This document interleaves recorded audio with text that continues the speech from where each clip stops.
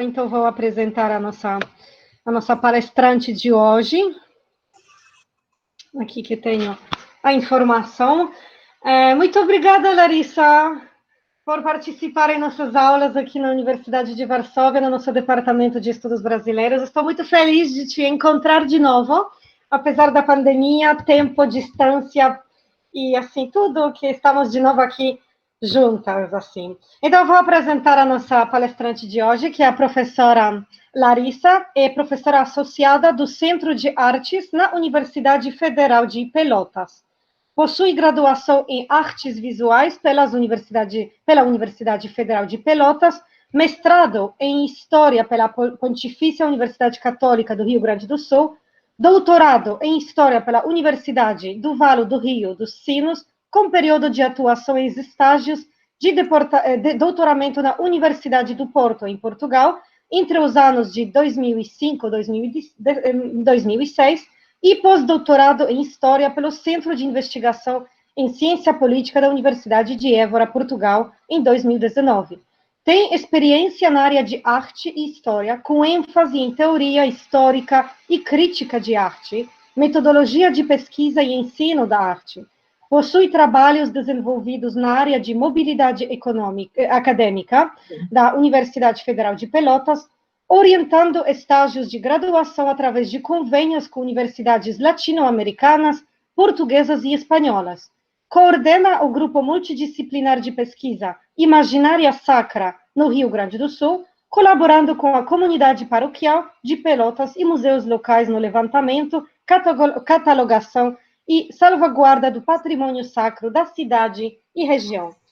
Muito obrigada mais uma vez, estou muito feliz e passo a voz para a professora Larissa e sei que vamos ter uma apresentação também que ajuda a entender. Então, obrigada, Ágata. Então, bom dia, pessoal. Boa tarde em Varsóvia, né, já é. Bom dia no Brasil. Queria primeiro agradecer o convite da Ágata, dizer que eu estou muito feliz em estar aqui com vocês, apresentando um pouquinho da minha pesquisa. É uma pesquisa que eu fiz, né, durante o pós-doutorado em Lisboa, em Évora, agora em 2019. É um fragmento dela, né. Estou especialmente feliz, enfim, por poder contribuir com o Instituto, né, de Estudos Brasileiros.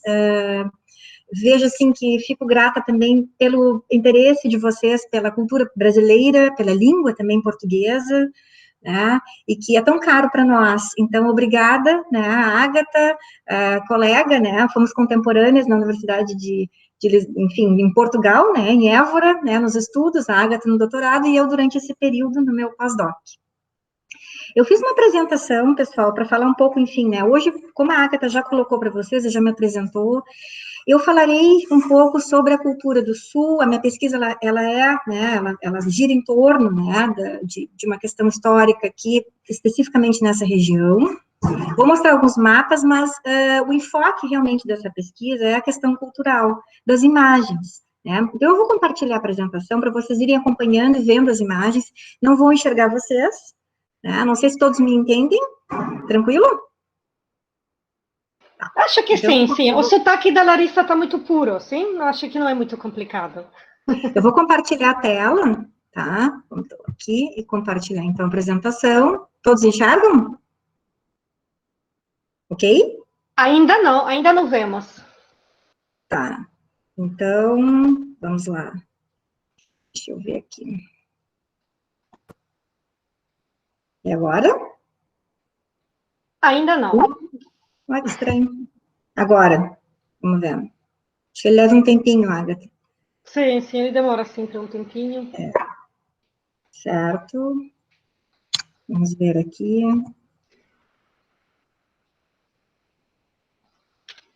Abrindo a janela. É engraçado que ele não está abrindo para vocês?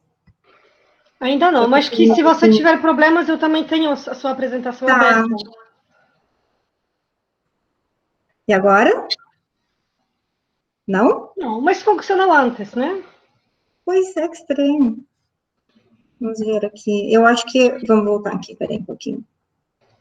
Ágata. Eu já compartilhei. Vamos ver, peraí um pouquinho.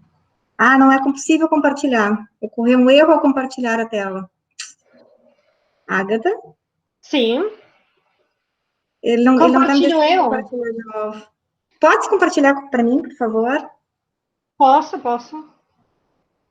Eu vou tentar mais uma vez. Só um minutinho, vamos ver aqui.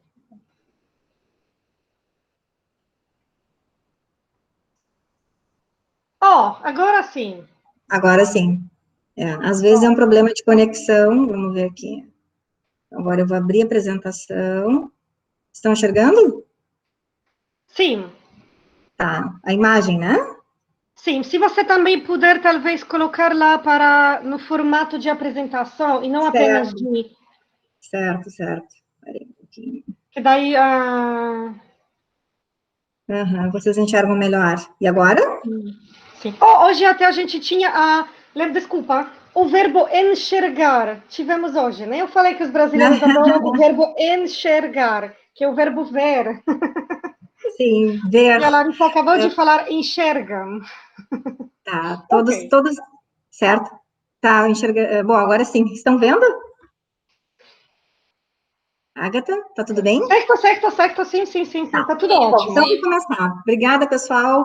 Então, assim, essa pesquisa intitulada Imaginária Sacra, então, no extremo sul do Brasil, imagem, representação e cultura material, como eu falei para vocês, é uma pesquisa, então, que vem, né, desde meus estudos de pós-doutorado, e ela está inserida, né, como a Agatha já colocou, da minha formação e na universidade onde eu atuo, né, então, eu trabalho, né, no pós-graduação em História, da Universidade Federal de Pelotas, também no pós-graduação em Artes Visuais, né, na mesma universidade, e coordeno um grupo de pesquisa que é Imaginária Sacra no Rio Grande do Sul, né, e no qual eu estou colocando aqui para vocês, porque esse fragmento da pesquisa, ele não só foi desenvolvido, né, em Portugal, mas ele também já vem acompanhando já há algum tempo, desde 2016, e tem algum grupo de pesquisa ainda hoje comigo na catalogação dessas imagens sacras, e no que eu vou mostrar para vocês logo a seguir.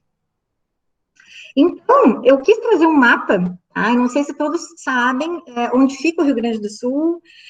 Para mim era importante, né? Lógico que quando a gente fala em Brasil e na dimensão do Brasil, em termos continentais, é um país muito extenso, né? Vamos pensar assim que é um país de dimensão continental. E a região da qual eu estou falando, né? Ela é muito distante, ela é muito diferente, né? Da região da Bahia, de São Paulo, né, do Rio de Janeiro. Então, eu estou falando aqui desse espaço, que é o Espaço Sul, e que é um espaço, gente, que faz fronteira com outros países, e especialmente aqui eu estou falando fronteira com a Argentina, né, e fronteira com o Uruguai. Então, aqui eu tenho o mapa, né, do Brasil, com toda a demarcação das regiões, né. Claro que, se nós formos pensar na questão cultural, por exemplo, nós temos diferenças culturais bastante marcantes, e nós temos diferenças que também são, dentro da língua portuguesa, são de acentos, né, diferentes, né.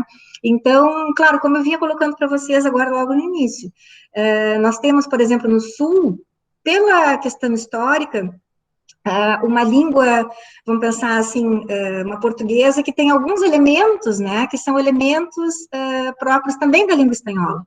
Né? Por quê? Porque, na verdade, a nossa própria história é demarcada, pelo menos na história colonial, né, demarcada também por disputa territorial, que é o que eu vou mostrar para vocês, entre Portugal e Espanha. Então, por exemplo, muitos termos, né, muitas palavras que nós usamos aqui são palavras que também têm uma raiz espanhola. Né? E isso acaba diferindo, sendo muito diferente do Nordeste, né, da região, enfim, né, de Salvador, onde o acento é bastante diferente, mesmo no Rio de Janeiro, em São Paulo, onde vocês conseguem ver, muitas vezes, as telenovelas, né, que acabam passando, né, para vocês, ou seja, é uma região, assim, que predomina o campo, predomina a zona rural, e também as grandes estações de terras, né, nesse sentido, tá? Então, aqui eu tenho o Rio Grande do Sul, mas no mapa aproximado, as fronteiras das quais eu falei para vocês, e aqui a cidade de onde eu estou falando, que é Pelotas. Ou seja, eu praticamente estou numa situação de fronteira, né? Uma fronteira com o Uruguai, né? Que a gente vê que eu estou muito mais próxima dessa fronteira do que o norte, né? Do nosso estado aqui, que já é, né? Vamos dizer assim, mais envolvido com as questões, enfim, aqui também já tem uma outra cultura, né, e também somos marcados por uma imigração né, para além das questões locais, né, enfim, né, dos povos indígenas que aqui habitavam e habitam, nós temos também o entrecruzamento com culturas diferentes, diferente também do Nordeste. Aqui no Rio Grande do Sul, nós temos a presença de uma cultura espanhola, já de remota. Nós temos também uma presença muito forte no Nordeste do estado, alemã e italiana, né? E aqui nessa região sul, não. Aqui nós temos, de fato, essa mistura, né? Vamos dizer assim, indígena, Portugal, Espanha e África também, tá? Então, vamos lá. A pesquisa, então, o que eu trabalho? Né? Eu trabalho, então, com o estudo da representação da imagem sacra, né? E aí, quando eu falo imagem sacra, são imagens que vêm, né, da arte cristã, da religião católica. Claro que a diversidade religiosa no Brasil é imensa, né? Quanto mais a gente vai estudando o Brasil, mais a gente acaba vendo, né, que essa diversidade, de fato, ela é bastante rica, mas eu escolho trabalhar, a princípio, o recorte da pesquisa, a arte advinda, né, da religião católica, sobretudo porque ela contribui, ela é uma das formas de adentrar, né, a questão cultural, principalmente numa história colonial. Então, o foco da pesquisa, ele se volta para os séculos 18 e 19, no âmbito da história religiosa e no âmbito dos agenciamentos da imagem, nessa região desse extremo sul do Brasil. Então, o que me interessa ver?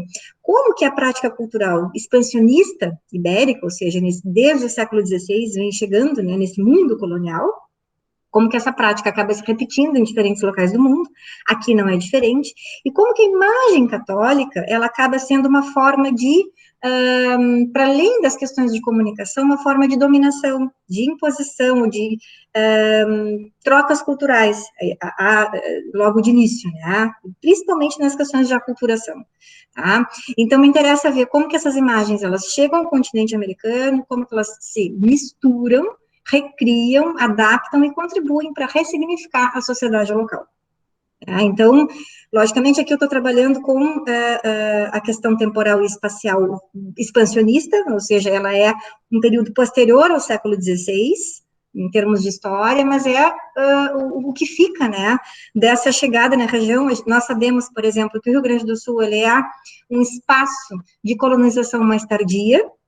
Então, por exemplo, enquanto nós temos, né, lá as capitanias hereditárias em Pernambuco, em Salvador, enfim, né, naquela região do norte, o sul não é habitado ainda, né, é habitado pelos povos indígenas, mas não há a chegada, né, desses colonizadores, vamos pensar assim, de Portugal aqui, né, há as entradas, pela questão territorial é muito mais difícil chegar, é longe, né, a questão do acesso também, né, e o próprio diálogo, né, com esses povos indígenas aqui também ele é muito difícil, né. Então, essa história para nós, ainda, né, que nós estejamos no século XVIII e XIX, nesse período, pensando a questão cultural pela imagem sacra, ela ainda é um modus operandi, ainda é um processo que se inicia no século XVI lá no Nordeste, né, ou seja, ele vai repetir muito esse processo aqui no Sul.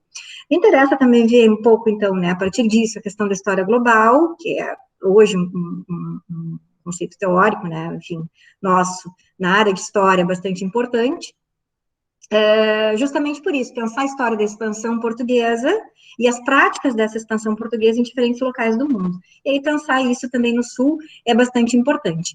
Trabalho com a imagem como representação, a mestiçagem como produto dela, né, ou seja, o que mistura, né, ou seja, essa imagem adentra esse espaço cultural, mas ela acaba se modificando conosco aqui, pelas questões culturais que nós temos, e cultura material, porque são vestígios, né, são imagens que ainda existem entre nós hoje, são imagens sacras.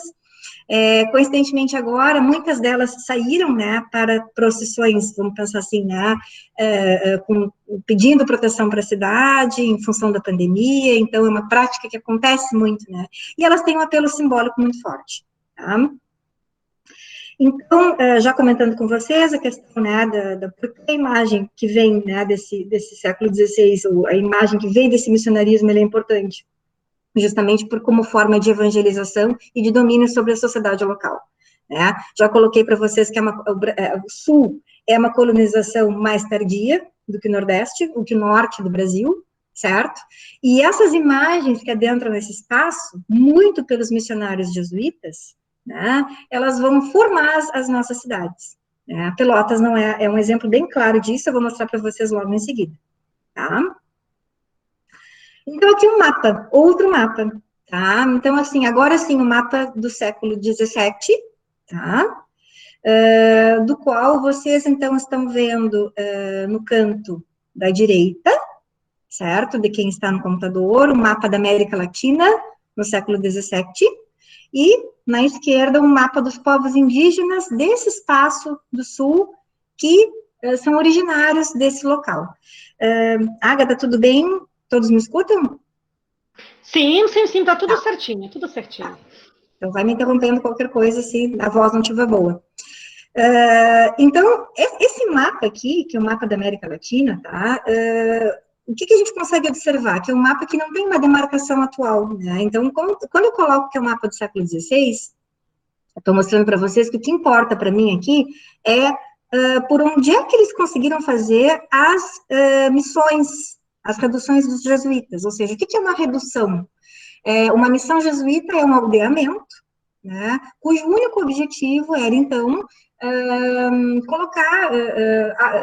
trabalhar com esses indígenas locais de modo, então, a trazer, enfim, ou a dominar, né, vamos pensar esse espaço cultural e colocar, então, já essa nova cultura, que é a cultura ou portuguesa ou espanhola. Em termos de América Latina, o espaço da América Latina é todo subdividido, então, dentro dessa acepção, vamos dizer assim, da coroa espanhola, e o Brasil, né, que não está demarcado aqui, mas que está nesse espaço aqui, ele é demarcado pela coroa, perdão, foi para frente, portuguesa. Então, vamos voltar para cá. Vamos lá. Aqui. Então, o que acontece? Essas missões, que são esses pontinhos aqui que vocês estão pensando, quanto mais a gente vai chegando para o sul, mais missões de jesuítas nós temos aqui. Missões jesuíticas, que nós chamamos, né? Que são o quê? São aldeamentos onde os padres jesuítas, então, chegam aqui nessa região e vão estar trabalhando, então, com esses indígenas de modo a trabalhar a questão cultural e a culturar, então, esses povos e a formar, vamos pensar assim, né? Essa espécie de colonização, tá? O que é importante para nós também pensar na minha pesquisa, né? Esse mapa também me marca uma outra questão que é muito importante, que é o rio, tá? Então, se vocês estão vendo os afluentes aqui, tá? O que é mais importante para a região sul, nesse momento? O Rio da Prata. Então, aqui está ele. Tá? Por que eu digo isso? Porque o Rio da Prata era um rio que facilitava a navegação, facilitava a entrada desses jesuítas aqui nessa região sul, e, claro que ele foi importantíssimo para a colonização, né, nesse século XVII e XVIII. Por quê? Porque era muito mais difícil, vocês imaginem nessa época, vir do Rio de Janeiro por terra para cá. Né, era dificílimo. Né? E também, da mesma forma, era pela questão geográfica, né, e também pela questão da política, né, do poder político, né, por exemplo, o vice-rei do Rio de Janeiro, Manuel Lobo, ele acaba também sendo, né, controlando aqui uma região que eu vou falar muito depois, que é a Colônia do Sacramento, e uma forma muito simbólica, hipotética, porque a proximidade, a distância, né, era tão grande que acabou que esse lugar acaba sendo quase que tendo um cotidiano bastante diferente daquilo que era planejado. Né? Então, vocês vejam bem que até a historiografia, por exemplo, da década de 80, até coloca que esse lugar, vamos pensar assim, que é o lugar sul, né, é um lugar misterioso, do qual muitas vezes a terra não tinha dono. Né? Não se sabe se é Espanha, não se sabe se é Portugal, não se sabe o que é isso, né? Porque as brigas aqui são constantes para o domínio local, porque a demarcação é muito difícil. No século XVII também aqui está a demarcação dos povos indígenas, então, só para vocês terem uma ideia, também um outro entrave da chegada é a constituição étnica, porque, por exemplo, a gente quando pensa no indígena, a gente pensa num só, e na verdade são múltiplos, inclusive a própria língua, né, Guarani, Tupi, vamos pensar assim, né, então aqui eu tenho charruas, inuanos, tapes, caigangues, botocudos, então, o que são isso? São etnias de indígenas, né? Eu, por exemplo, nasci numa região, que é uma região aqui de fronteira com o Uruguai, cuja etnia é charrua, né, indígena charrua, que são completamente diferentes dos indígenas lá do norte, né, do Brasil. E isso acaba, né, produzindo também uma outra questão cultural, de raiz cultural, e também, inclusive, de diálogo, né, com essas pessoas, enfim, com essa entrada, né, desses jesuítas também, né, às vezes mais difícil, às vezes mais fácil, né, e isso demarca muito tempo, né, a história, né, desse lugar, desse extremo sul. Só para vocês terem uma ideia, nós passamos a ser estado do Brasil, vamos dizer assim, província do Brasil no século XIX, em 1809. 1809. Então, né, a gente sofre várias transformações, né, tá, nesse período, e aí, então, a gente passa, por exemplo, a cidade de Porto Alegre, que hoje é a capital, né, ela passa a ser, vamos dizer assim, a província, e depois a freguesia de Porto Alegre, enfim, ali, 1809. Tá? É muito recente, em termos de historiografia, tá? Se for comparada com a história da Bahia, né, vamos pensar assim. Sempre estou comparando com norte e sul, pessoal, só para vocês terem uma ideia da diferença regional, né, dentro do Brasil. Na minha pesquisa, eu trabalhei com dois povos, duas missões, tá? Em especial a missão de 7 povos das missões, de São Miguel do Arcanjo, que foi criada em 1682, que para mim é bastante importante em termos de documentação histórica, e uma outra missão que hoje ela não existe mais, nem em ruínas, que se chamava Santo André dos Guenoas, né, que era um posto avançado de São Miguel, hoje, quando na atual cidade de Bagé. Então, só para demarcar no mapa, tá? Então, aqui está Santo André dos Guenoas e aqui está São Miguel do Arcanjo, tá? Inclusive, está nesse mapinha aqui, tá? Então, aqui, obviamente, o caminho é Rio da Prata, tá? Esse extremo sul, sempre o que se obedece é o caminho Rio da Prata.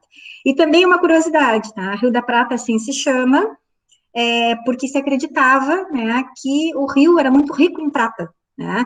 Inclusive o nome, né, Argentina, que está para cá, né, ele vem de argentum, que é prata em latim, tá? Então, só para vocês terem uma ideia da importância dessa navegação e desse rio para nós, né, como formador desse espaço local e também cultural, né, do extremo sul. Então, eu já coloquei para vocês aqui que esse lugar é um lugar que foi até o fim do século XVIII, pelo menos, né, demarcado pelas autoridades portuguesas e espanholas em certa disputa, né.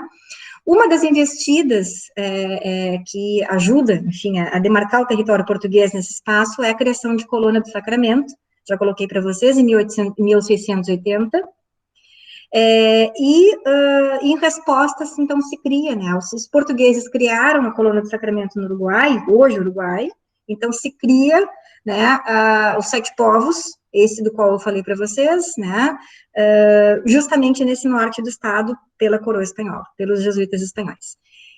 Na documentação histórica que eu trabalhei em Évora, no Arquivo Distrital de Évora, são muitas as disputas territoriais que aparecem nessa documentação. Inclusive porque, como a região era uma região muito inóspita, são brigas diárias e constantes, a coroa nem espanhola, nem portuguesa consegue ter acesso ao que está acontecendo lá, mas todos os dias, então, tem um avanço e um recuo, né, entre Portugal e Espanha desse território. E claro que, como eu coloquei para vocês, isso dura quase que 100 anos, né, apenas em 1776, tá, essas reduções no extremo sul, elas são vencidas e rendidas pelos portugueses, e aí existe, então, a definitiva troca de colônia, né, do Sacramento, ou seja, a Espanha vai para a colônia do Sacramento, e Portugal, então, vai para, assume, né, os 7 povos e acaba destruindo os 7 povos das missões, né, para, então, fundar aquilo que a gente chama hoje de província de São Pedro, que depois passa a ser Rio Grande do Sul, como nós conhecemos hoje, tá? Então, só para vocês terem uma ideia, por que eu falei da língua quando eu comecei a conversar com vocês, né? Porque essas marcas da presença espanhola aqui, elas são muito efetivas, né? Então, a palavra, a língua e os hábitos também guardam um pouco da Espanha, tá? E isso acaba sendo, pessoal, muito diferente do Nordeste, né? Apesar de estarmos perdendo, né, esses hábitos e essas linguagens hoje em termos de cultura, né, permanece ainda, né, pela tradição, pela questão muitas vezes das famílias, né. O meu avô, por exemplo, não falava português, meu avô era espanhol, falava espanhol, então, o escutar espanhol em casa, o conhecer o espanhol também é um hábito bastante cotidiano para nós, né? E isso vem já de épocas muito remotas. Vou passar muito rapidinho aqui para a gente chegar nas imagens. Por que escolhi a imagem sacra, então, para trabalhar? Justamente por isso, porque a imagem é um elemento, né? Como é que eles adentram esse espaço sulino, né? Eles adentram, os jesuítas em especial, pela devoção e pela evangelização. E o discurso é pensar a imagem como uma forma de diálogo, uma forma de imposição cultural, ou seja, promove uma certa identificação, envolve fé e sensibilidade, reforça singularidade, ressignifica essa matriz social cultural. Claro que isso acontece, gente, não é só no Rio Grande do Sul, isso acontece onde a expansão ibérica foi, né? Então, se a gente quiser recuar até Colombo e pensar, por exemplo, né, ou mesmo na chegada de Cortés no México Azteca, a gente consegue ver a mesma imposição cultural pela imagem sacra. Né? Não é adentrando aquele espaço mexicano de uma vez só que eles vão dominar aquela cultura. Não, eles vão pensar que a imagem sacra, que a imagem da Virgem, que colocar essa imagem num templo azteca, por exemplo, assim como colocar essa imagem num aldeamento indígena para nós, faz sentido.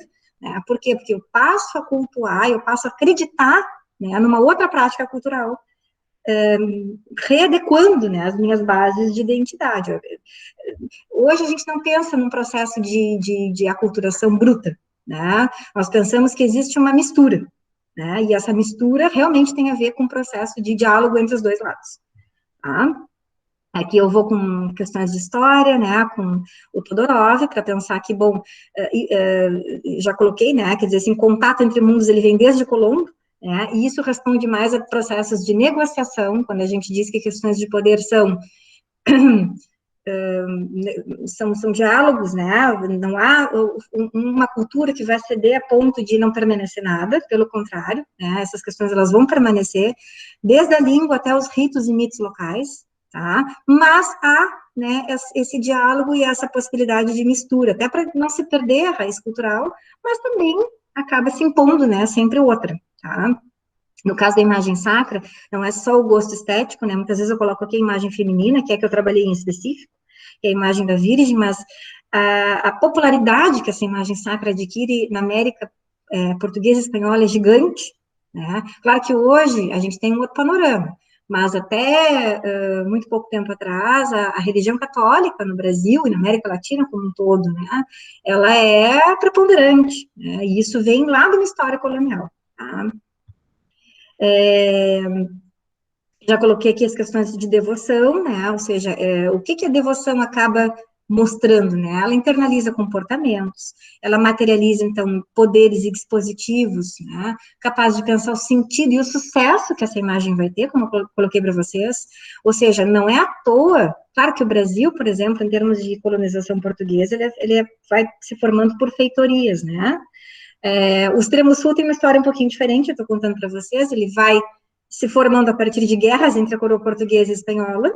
A gente não chega a ter uma feitoria, vamos pensar assim, né? Mas temos alguns pontos, né? E vejo que as missões jesuítas, elas têm uma grande importância na formação das freguesias depois. Porque já são locais que já funcionam como aldeamentos, como possíveis, né? Grupos. E claro que a questão identitária ela é formada por isso, porque lá já estavam esses objetos, né, essas imagens, né, essas formas, né, essas práticas culturais, que são práticas culturais baseadas na evangelização.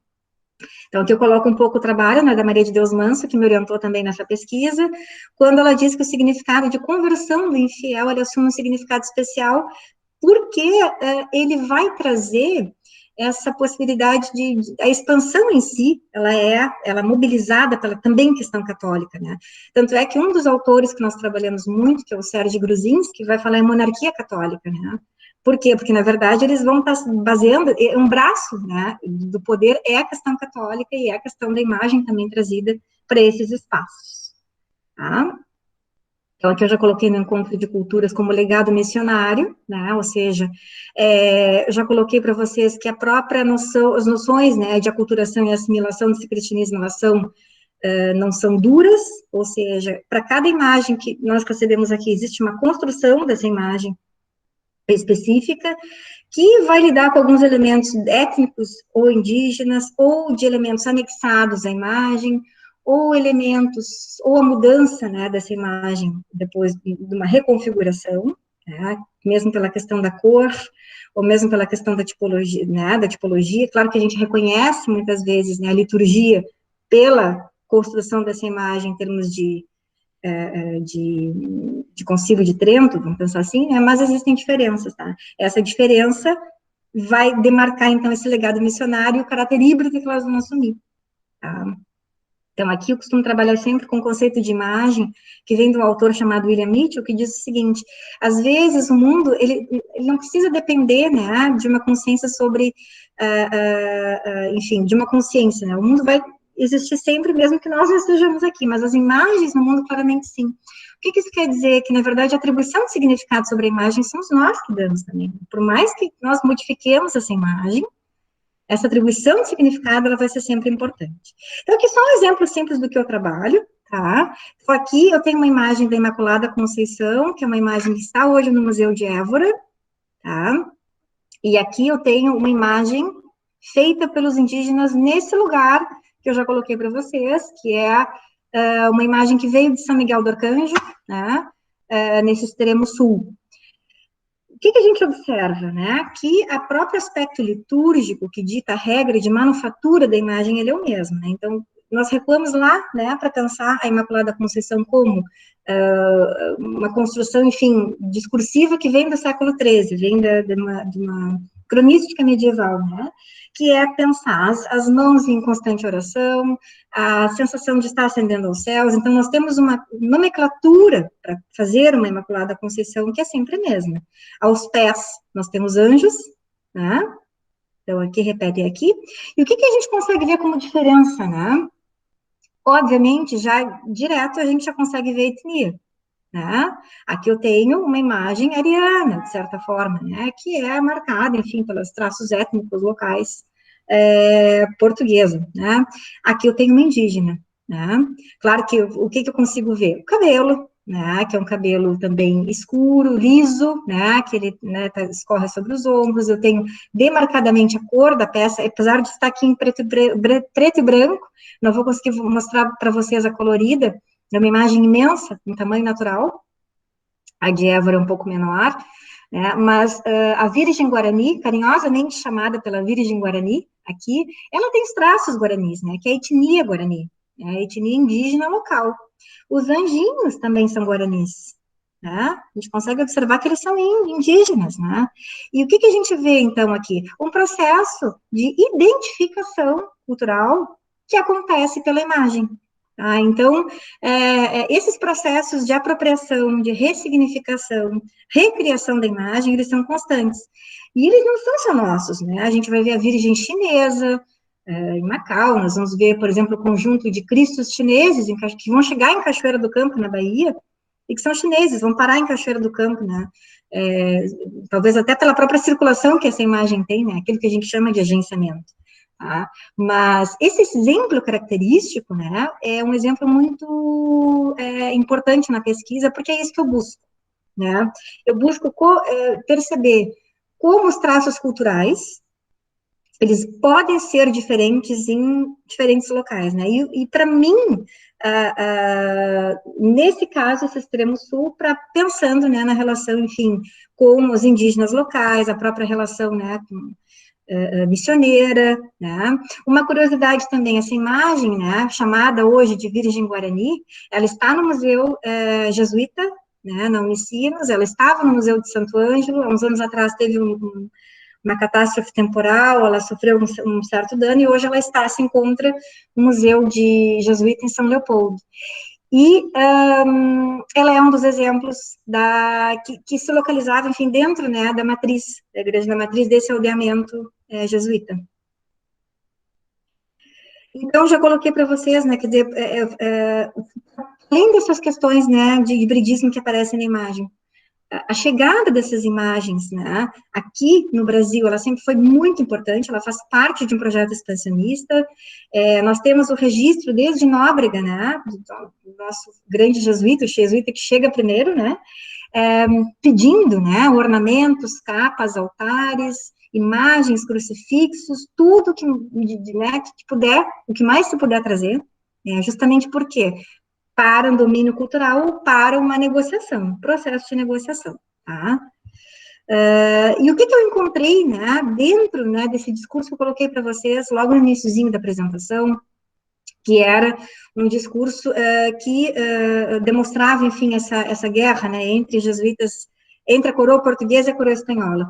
Uma das cartas, né, que é a carta sobre os limites da América Meridional, ela documenta já a preocupação desses jesuítas, quando se troca a coluna de Sacramento para Sete Povos das Missões, eles trocam, bom, vamos fazer uma troca para, né, já terminar, enfim, com a disputa territorial, eles começam a se preocupar com o patrimônio sacro, né, porque essa chegada dessas imagens, ela foi tão abundante, e a manufatura delas, ela foi tão abundante nas missões, que se começa a pensar, bom, o que nós vamos fazer com essas imagens agora, né? Então, uma das cartas documenta o seguinte: os jesuítas espanhóis persuadem ser prejudicial as intervenções dessa coroa, fazendo pouco caso de adquirir colônia de Sacramento. Tá? Os jesuítas portugueses, pelo contrário, afirmam que colônia é importantíssima e que cedida perdem imensas utilidades e obras. Considerá-lo fazem que só a paixão poderia sugerir. Claro, a gente está aqui numa tradução, né, desse espanhol e desse português mais arcaico. Mas o que acontece, de fato, é que muitos dos jesuítas portugueses, quando sobem para São Miguel, eles já carregam as imagens, né? E quando eles carregam as imagens, por preocupar-se com a questão patrimonial, a questão de posse, né, dessas peças, eles vão levar essas imagens para fundar as freguesias. Né? Um exemplo disso é a freguesia São Francisco de Paula, que depois passa a ser conhecida como a cidade de Pelotas, que é onde eu estou aqui hoje. Então, a imagem fundadora da cidade é uma imagem que vem de Colônia de Sacramento, né, e é uma imagem, então, trazida, né, e organizada, feita, né, por esses jesuítas portugueses, né, entre espanhóis e portugueses. Uma curiosidade, pessoal, assim, ó, eu trabalho com imagens não só trazidas, né, de lá, de Portugal, de Espanha, mas também as que são feitas aqui. Então, o que me interessa ver? Como é que elas são cultuadas, as modificações que são feitas sobre a imagem, e, às vezes, como ela é feita aqui com relação às diferenças, tá? Quando ela é feita pelos indígenas, ou quando ela chega, ela passa a adquirir um culto novo, um lugar novo de um altar, ou mesmo uma reconfiguração de algum manto, algum elemento. No caso de Pelotas, então, essa imagem ela foi tão importante, né, que ela acaba, então, demarcando o início da cidade. Tá? Então, eu já vou direto, não sei como é que eu estou de tempo, Agatha. Eu posso ir direto... 15 minutos, 15 minutos. Então, não, tá. Então, assim, ó, o que eu procurei num segundo momento da pesquisa? Tá? Então, para buscar toda a procedência da imagem, buscar, por exemplo, como é que ela constrói a partir da questão cultural. Num segundo momento, eu busquei uma catalogação dessas imagens. O que é uma catalogação? Na verdade, é uma organização do que existe hoje em termos de patrimônio sacro, nessa região desse extremo sul do Brasil, especialmente aqui na região de Pelotas e arredores, para identificar, então, questões que são de origem, históricas de guarda, questões de modificação nessa imagem, que me respondem algumas vezes à questão daquilo que é mestiçagem, hibridismo, e estado de conservação, porque são peças que muitas vezes são patrimonializadas, ou seja, elas são cuidadas pelo bem público, e muitas delas não, então elas estão se perdendo.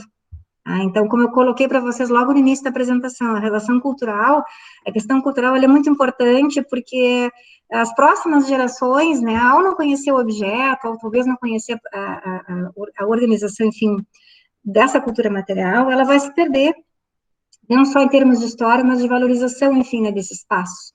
E a tendência a homogeneizar essa história ela é muito grande, né? E por essa razão a pesquisa também se justifica, né?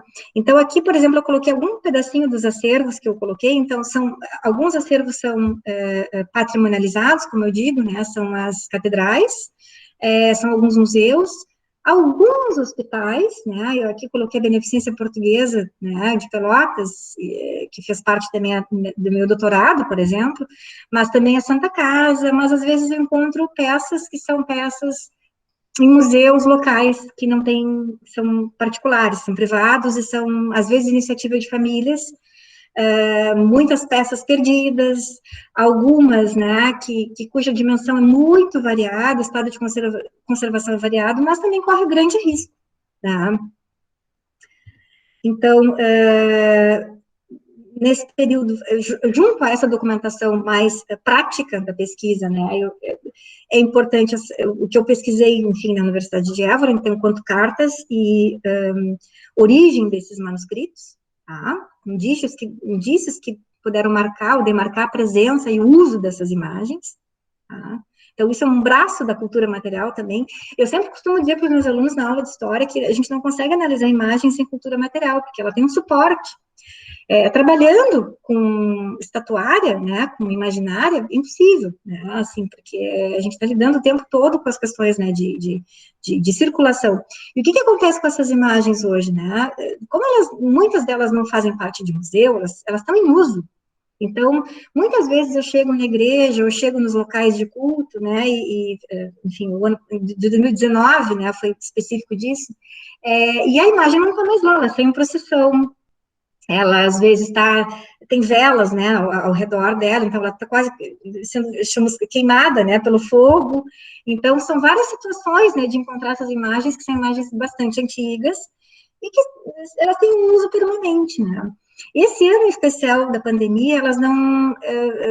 foi um ano em que a parte prática da minha pesquisa, ela deu uma pausa, né, porque eu não consegui mais adentrar, né, aos acervos, né, porque eles foram fechados, enfim, com acesso restrito, né, em função, né, da epidemia. Em contrapartida, as imagens saíram para a rua. Então, como eu coloquei para vocês, e isso é mais um índice para pensar, eu não escrevi sobre isso ainda, mas estou pensando em escrever, que a própria questão devocional, ela renasce, né, no momento da pandemia. Eu acho que nessa virada de século, nesses primeiros anos, né, do século XXI, vamos pensar assim, acho que a gente está começando o século XXI mesmo agora, com toda essa transformação que a pandemia nos trouxe, e o interessante disso é que essas imagens, elas voltam a ter um aspecto devocional, que elas tinham perdido um pouco.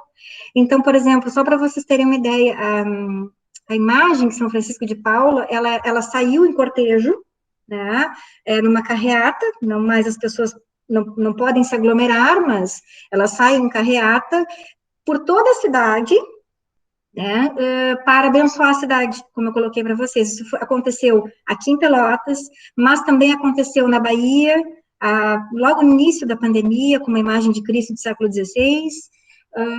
Isso aconteceu em várias cidades do Brasil, principalmente aquelas litorâneas, né, onde a gente tem muitas, a presença, né, dessa questão religiosa muito forte.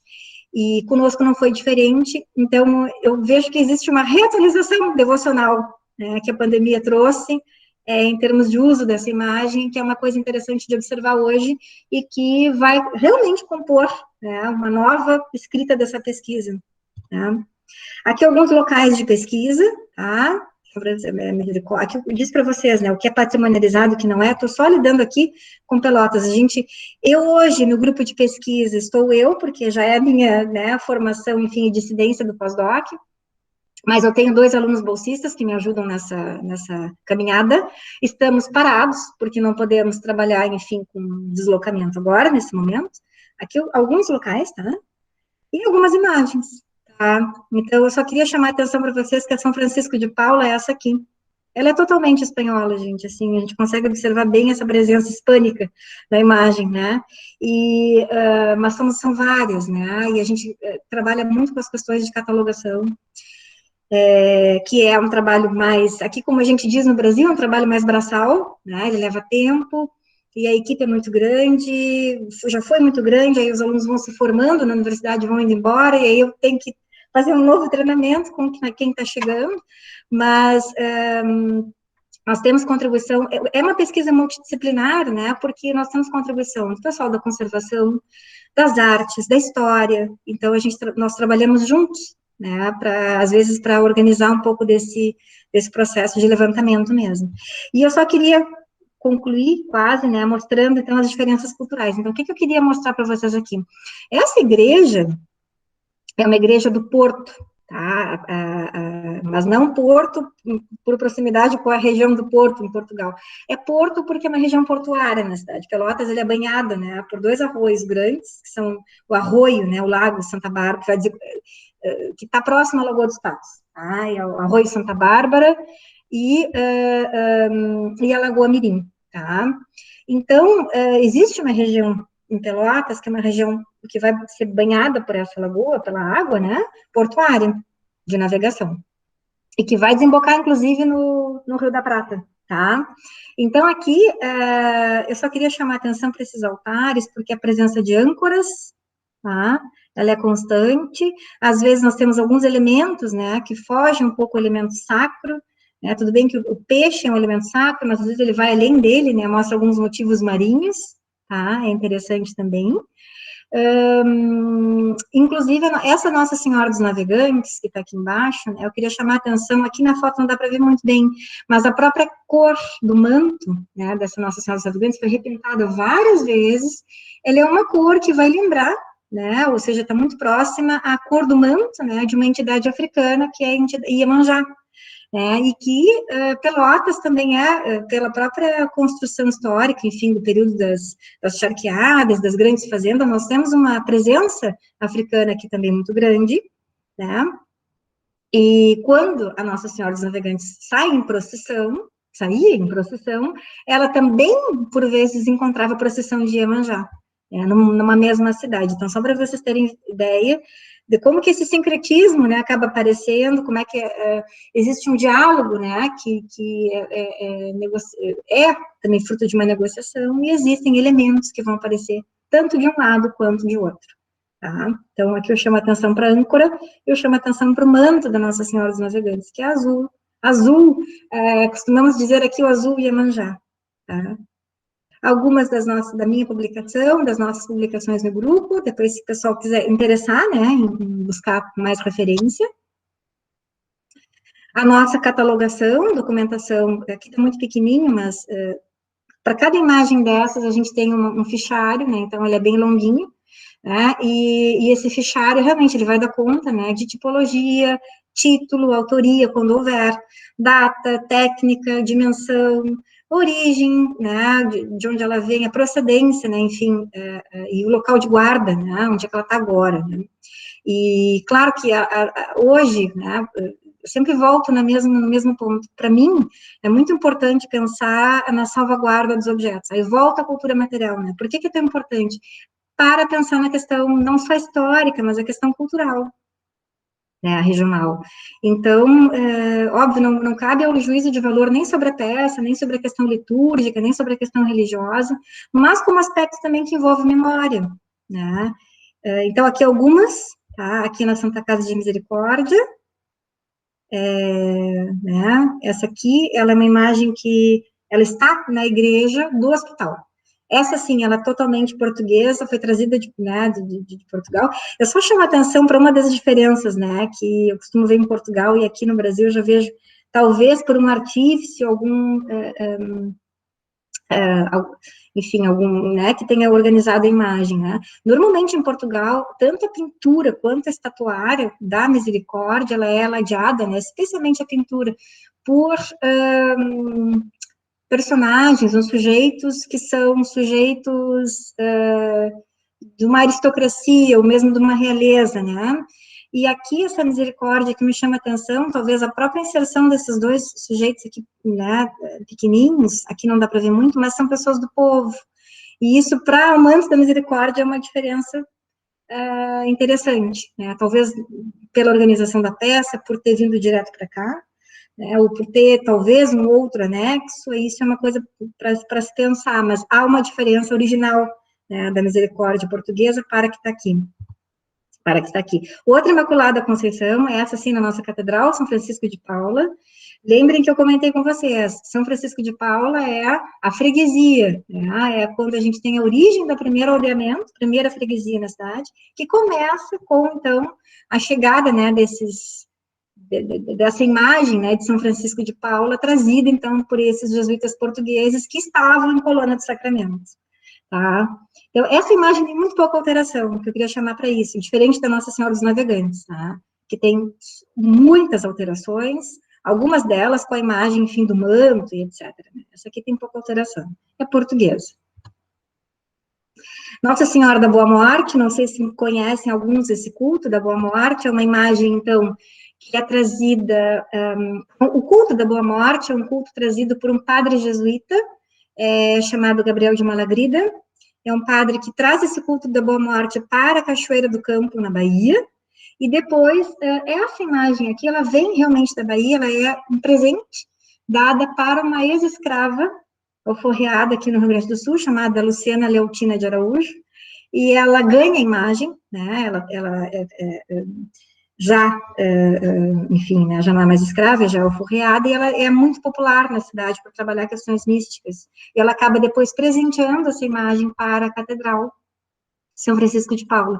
Ela é uma imagem policromada, de madeira policromada, e ela é meio corpo, né, mas ela é enfim, ela é o corpo presente de Maria, vamos dizer assim, da Boa Morte, que depois passa, então, a ser, a ascender aos céus, né? Ela era um conjunto, tá? Hoje o conjunto não existe mais, né? Sobre ela, então, se tinha a Virgem ascendendo aos céus, e hoje a gente perdeu já essa que está ascendendo aos céus, a imagem se perdeu, então ficou só a imagem da Boa Morte, tá?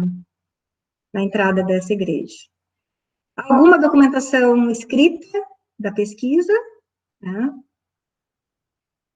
E é isso, assim, ó, os encaminhamentos do que a gente está fazendo hoje, né, já em função da pandemia, é isso, problematizar a imagem do ponto de vista das relações culturais. Aqui eu coloco, volta a questão da mestiçagem e hibridismo, para mim é muito importante perceber esses elementos, ou chegados, ou feitos, ou modificados, né?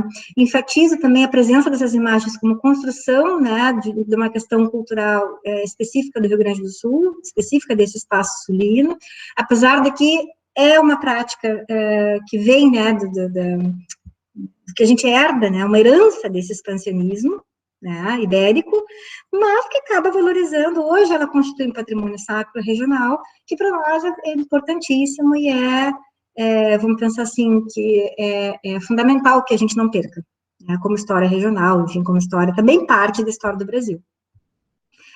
Minhas referências, tá, um pouco aqui do que eu já trabalhei, e obrigada. É isso.